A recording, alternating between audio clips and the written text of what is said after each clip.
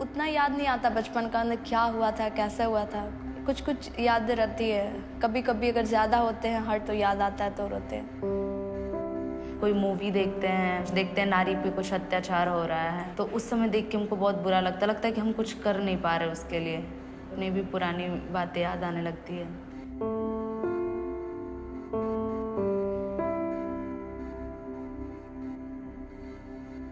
मेरा नाम छाया है और ये मेरी सिस्टर छवि है जो मेरी ट्विंस है।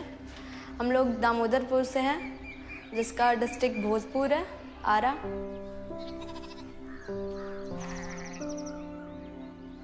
हम लोग नानी के साथ शुरू से रहते हैं, बचपन से ही।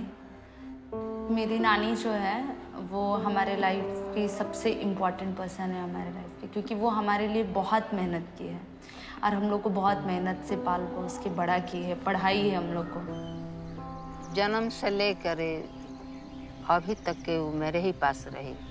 छवि थोड़ा चंचल ज़्यादा है, छाया थोड़ा सा धीम है। शुरू से अब तक आज्ञाकारी है मेरी। मेरा देवी शादी हुआ तब से वो ऐसा हम कष्ट में फंस गए, बहुत खतरनाक मिला वो हम। जब से हुआ शादी तब से हम बहुत दुखी हो गए। इस बीच में हम चाहे भी कि इसकी दूसरी शादी कर दें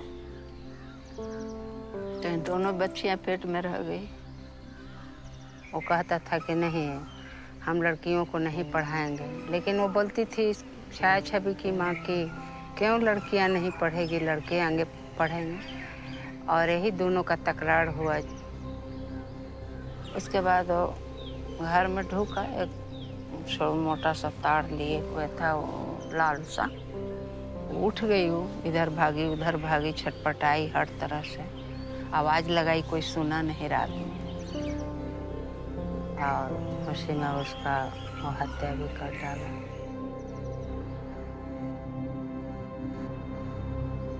ये बच्ची देखते रह गई दोनों। इन लोग को जब रोने लगी तो बोला कि तुमको भी मार देंगे यदि हल्ला करेगी, रोएगी तो। उस समय 4 साल की थी।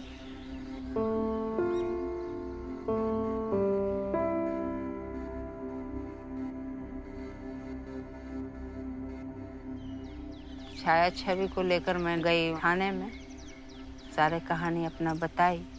थाना पुलिस उनको अरेस्ट कर लिया, हम करवा दिए। फिर उसके बाद हम असमर्थ हो गए, इनके नाना जी भी नहीं रहे। बच्चों को पालन हम ही को करना था।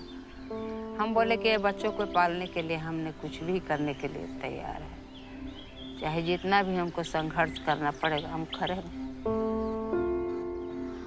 बचपन में क्या होता था कि घर में कभी कभी खाना बनाने के लिए दिक्कत होता था। नानी खुद नहीं खाती थी, हम लोग को देती थी।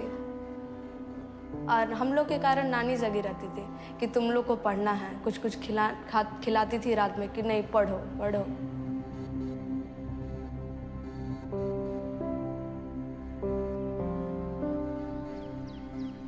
फिर मेरी इसी तरह आर्थिक स्थिति कमजोर होते चली गई। फिर उसके बाद हम सोचे कि मैं क्या करूं, अब इस उम्र में क्या करूं।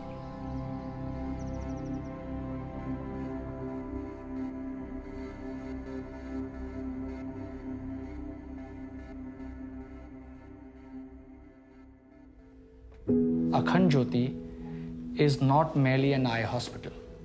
It is a platform for affecting bigger societal change. For us, the bigger societal change is bringing about gender equality, fighting against dowry, domestic violence, and economic inequalities as well. In a strong patriarchy like Bihar, you need a strong jolt to the community to let girls have their own way. It was girls like Chaya and Chavi. They were very, very shy, who needed to be in the program much more. So it instantly struck me, can we use football to draw out girls from their homes and then give them an alternative career? They were happy coming into the environment, but somehow something from inside was pulling them back. It took a few days' time. So while coaching, they started shedding their inhibitions. and that psyche sinking in that yes, change will happen, yes, we can become role models, and yes, we can challenge patriarchies. The equation was very simple with the parents. You allow her to play football, agree not to marry her before 21 years of age, and we will sponsor the cost of education, train her to become an optometrist or a junior doctor, as they say.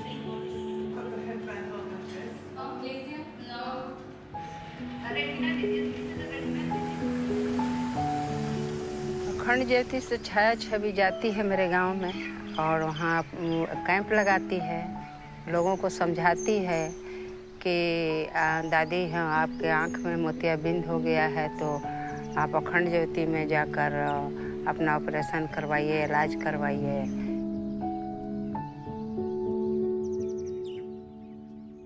Even the most strongest proponent of patriarchy, his surgery can only be done on the signature and the reference of Chaya and Chavi.